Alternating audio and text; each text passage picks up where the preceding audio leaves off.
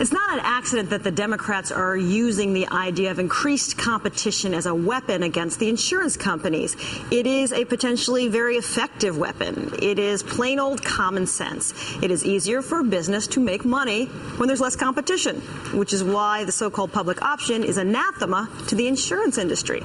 Last night on the show, Senator Chuck Schumer made news by putting pressure on Majority Leader Harry Reid to protect the public option in the Senate's final health reform bill.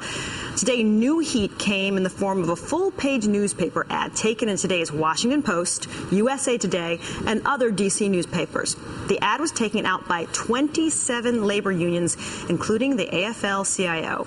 It applauds reform efforts in Congress, but says, quote, "We aren't there yet." It refers to the proposal that came out of the Senate Finance Committee yesterday as, quote, "deeply flawed," and calls a public option essential to reform. Joining us now is Richard Trumka, president of the AFL-CIO. Thanks for being in the studio. Thanks, Allison. Thanks I want you to confirm, or I want you to be able to speak to something that's been widely reported, that Rahm Emanuel has spoken out to the unions and asked you not to speak out publicly against health care reform that didn't include the public option. Did that actually happen? No, he didn't ask us not to speak out or do an ad. We quibbled over a few words in the ad, but there was never any attempt to say don't do this or don't do that. That didn't happen. Any pressure to take out this ad from inside your organization? Not really. I mean, nobody said to us, don't take out the ad, because they knew we were going to do it. I mean, it was in our members' best interest. And this administration has never operated that way with us. They've never said, don't do this or don't do that. We operate sort of in respect for one another. Let's talk about the public option. Is it a make or break issue? Absolutely. Why? Well, because there's right now, as your last guest said, American insurance companies have a stranglehold on the healthcare industry. In 96% of the markets, they're called highly concentrated, or there's one or two companies that control them. And as a result, profits have gone up 1,000% and premiums have gone up 300%. The only way to hold them accountable is to create competition, and the only way you can create competition is with a robust public option. When you do that, they'll face competition and they'll bring prices down. We'll save at least $100 billion in the process. And so why is that? Tell me why that affects your union members directly. I mean, I understand why that affects the average person, but someone who's not in a union might not understand why that affects union members. So, our members get health care from our employers generally. And the more our employers have to pay, the less competitive we are. If we have to compete with people around the world, it becomes more difficult. Moreover, we shouldn't be wasting money on things, no matter what the thing is. And we don't want our employers to spend an extra $100 billion on health care that we can get for $100 billion less that we can actually share. So that ad is a very powerful statement. It says you folks mean business, that you're very, very serious about this. So how are you going to put this into action? Are you going to target, well, maybe target's too harsh a word, but are you going to focus on specific members of Congress? How are you going to go about making sure what you want happens? Well, let me tell you what we did in just the last week. We brought in members from 27 different states, and they held over 100 meetings with senators just this week.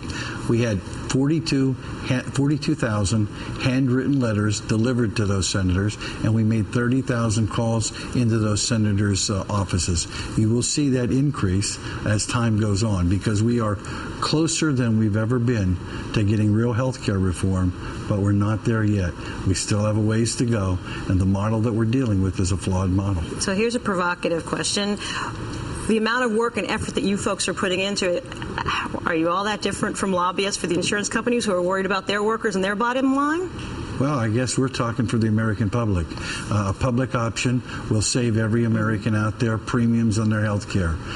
The requiring employers to pay their fair share will save about $200 billion and drive down costs for everybody out there.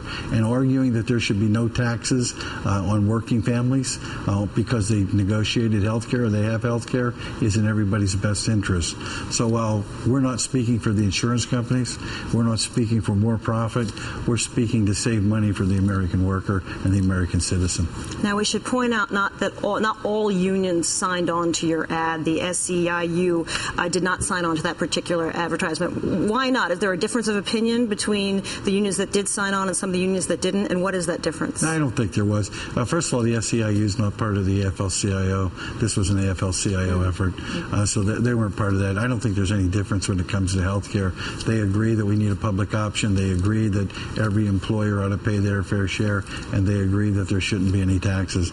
It was just not getting around to people and going to 70-some unions and getting everybody to sign on in the process. Are you optimistic about this health care reform? Yes, I am, because the American people are demanding it. And I think anybody who votes against it or tries to block it or tries to do things that will help insurance companies, I think is going to pay the price at the polls. I think that they ought to understand that their job is not to make insurance companies happy, it's to make Americans healthy. That's their job. That's why we sent them there. And I think ultimately we're going to get a health care bill that really is real health care. It's going to have a robust public option. It'll require all employers to pay their fair share, and I think it will not tax working Americans. All right, we shall see. Richard Trumpkin, president of the AFL-CIO, thank you for coming into the studio tonight. Thanks for having me on. I really appreciate it.